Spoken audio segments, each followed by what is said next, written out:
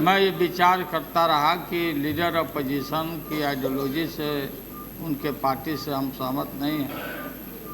उन्होंने कहा कि अपोजिशन लीडर हैं, चाय पी के लौट जाइए। सभी नेता गए थे लोग। मैंने भी अपने पार्टी से रघुवंश बाबू को भेजा था और जहाँ तक मुझे बताया गया कि 3 बात तय हुआ कल कि अन्ना हजारी जी को रिहा किया जाए।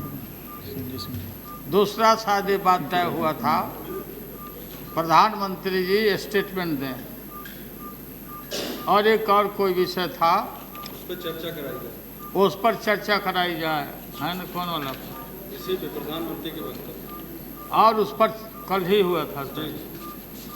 और मैं सभी विरोधी दल के नेताओं को मैं धन्यवाद देता हूं कि इनके इस पहल पर सरकार को सूझबूझ आया और आज प्रधानमंत्री जी ने बयान दिया। अन्ना हजारी जी को कल ही रिलीज करने का जो सब कुछ देखा हम लोगों ने। अभी हमको समझ में बात नहीं आ रही है कि राजा तिहाड़ जेल से बाहर आना चाहते हैं और अन्ना हजारी वहाँ रहना चाहते हैं। ये बात समझ में नहीं आ रही है। ये बात, इस मर्म को आप सब लोग को, इस मर्म को हम सब लोग को समझना पड़ेगा। ना बच्चे, हाँ, तो वो बात, वो क्या रहस्य है इन चीज़ों में, इसको भी तहकीकात करने की जरूरत है। सरकार, जब इसकी जांच कौन करेगा? सरकार को धन्यवाद देते हैं कि आप लोग कल शाम को ही छोड़ने का फैसला ले लिया। और वहाँ की जेल अधिकारी कितने परेशानी में रहे होंगे, टॉर्चर में रहे होंगे, कब जान छूटे मेरा यहाँ से। आज क्या हुआ नहीं हुआ मैं नहीं जानता। गिरफ्तारी, डिटेंशन और सरकार का निर्णय। सरकार अपने ढंग से एसेस करके डिटेंशन करती है, जो लॉ एंड ऑर्डर का, जो प्रधानमंत्री का बात आया। तो जेल से स्वराज मिला है, जेल से स्वराज। हम लोग लोकनायक जयप्रकाश नारायण जी के आंदोलन के कोख से पैदा दिए हैं और ये लड़ाई आज की नहीं है, लड़ाई है पुरानी, शुरू से। लोकनायक जयप्रकाश नारायण जी ने देश से कुछ लिया नहीं, दिया, कुर्बानियाँ दी। छात्रों का मैं नेता था, प्रेसिडेंट था। आपको मालूम है महोदय, आपका बहुत बड़े समर्थक लोग बिहार में हैं, आप जो प्रवचन करने जाते हैं। धन्यवाद। और लोग मिस कर रहे हैं आपको। धन्यवाद। मैंने कई एक बार आपको मैंने कहा कि अपना असली जो फील्ड है वो पकड़िए। जी हाँ, ठीक, धन्यवाद। लेकिन गलत जगह आपको ला के रखा। विषयांतर ना कीजिए, विषय में बोलिए। क्योंकि इस बहस को हम लाइट नहीं करना चाहते हैं, लाइट में लेना भी नहीं चाहिए। भ्रष्टाचार का सवाल और उसके बाद इमरजेंसी, और मैं मीसा में डिटेन था, मैक्सिमम डिटेन था। कौन लोग क्या किए नहीं किए मैं उस बहस पर नहीं जाना चाहता हूं, तकलीफ हो जाएगा लोगों को। मैक्सिमम डिटेंशन मेरा हुआ था महोदय। मेरी शादी हुई थी, बेटी पैदा हुई, उसी पीरियड में उसका नाम मीसा भारती हमने रखा, सबसे बड़ी जो हमारी बेटी है। ये भी मर्म लोग नहीं जानते हैं। जयप्रकाश जी ने कहा था कि देखो मुंह पर पट्टी बांध लो, हाथ हमारे ऊपर, हाथ हमला हम पर जैसा होगा हाथ हमारा नहीं उठेगा। और गांधी मैदान में जेपी ने कहा था कि जेल से स्वराज मिला, जेल से अंग्रेज भागे हैं, और जेल भरो मित्रों, जेल भरो, जेल चलो। कुछ लोग थे, पार्टी का नाम संगठन का मैं लेना नहीं चाहता हूं, फिर यहाँ पर बेकार का झंझट जो लोग नहीं समझते हैं शुरू कर देंगे। जयप्रकाश जी बैठे हुए थे चरखा समिति में। आचार्य राममूर्ति जी नहीं है, जिस संगठन ने जिम्मेवारी लिया था कि पहला बैच हमारे पार्टी का जाएगा, लेकिन जयप्रकाश जी ने हिदायत किया था कि इस आंदोलन में कोई भी पॉलिटिकल पार्टी के लोग नहीं आएंगे।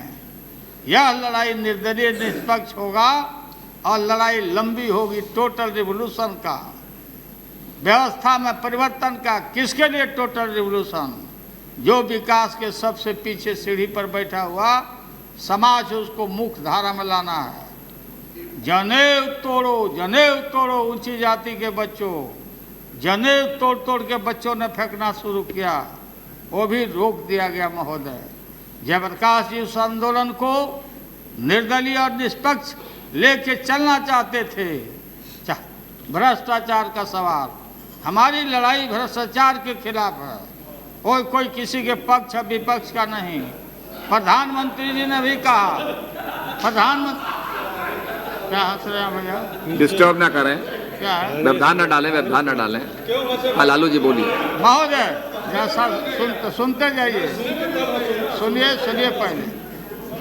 कोई अन्ना हजारी जी या किसी अन्ना साहब कुछ का बात नहीं है, लड़ाई है ये भ्रष्टाचार, रग रग में फैला हुआ भ्रष्टाचार। जो लोग बहुत लोग नारे लगाते रहते हैं, वो अपनी बातों को छिपाते हैं, और जब धन और धरती बांटने का सवाल आता तो नारे बदल जाते हैं। धन और धरती बट के रहेगा, अपना अपना छोड़ के। महोदय ये है, इसलिए मैंने एक सुझाव दिया था, हमारे इलेक्ट्रॉनिक मीडिया के लोग नहीं दिखाना चाहते हैं, और हम लोग ज़्यादा विस्तार में हम जाना नहीं चाहते क्योंकि विषय लंबा हो, पूरा बातें आगे बढ़ेगी महोदय। इसलिए भ्रष्टाचार सन 77 से जयप्रकाश जी के कोख से पैदा लेने वाले हम सब लोग, आज बहुत लोग बीजेपी में हैं, एनडीए में हैं, बहुत सा बीजेपी पार्टी तो थी, जगह जगह फैले हुए हैं। भ्रष्टाचार का सवाल सन 77 से तेज हुआ, इसके खिलाफ है महोदय। बाद में इमरजेंसी लागू हुई और परिवर्तन हुआ। मुरारजी भाई से लेके बीपी सिंह जी से लेके सब समय में इफेक्टिव लोकपाल बिल लाने का बहुत सारा प्रयास किया गया। उसके बाद एनडीए सरकार बनी, ये लोग भी प्रयास किए होंगे, नहीं बना। ये जो सरकार अभी आई है, कांग्रेस पार्टी की सरकार, इसने और ये सिविल सोसाइटी, जो सिविल सोसाइटी है, अन्ना जी का मैं आदर करता हूँ, सम्मान करता हूँ, गांधी जी के रास्ता पर चलने वाले लोग हैं, लेकिन महोदय इस देश में दोबारा कोई गांधी नहीं हो सकता। महोदय इस देश में दोबारा कोई लोकनायक जयप्रकाश नहीं हो सकते।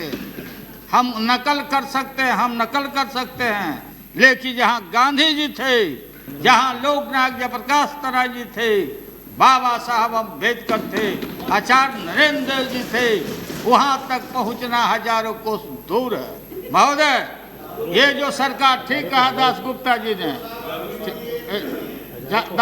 जी ने कहा, संक्षिप्त, ये बीमारी किसने पैदा किया?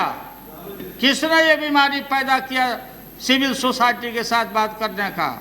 और अन्ना जी और उनके लोग सुन रहे होंगे, पार्टी टू पार्टी जब ये मिल रहे थे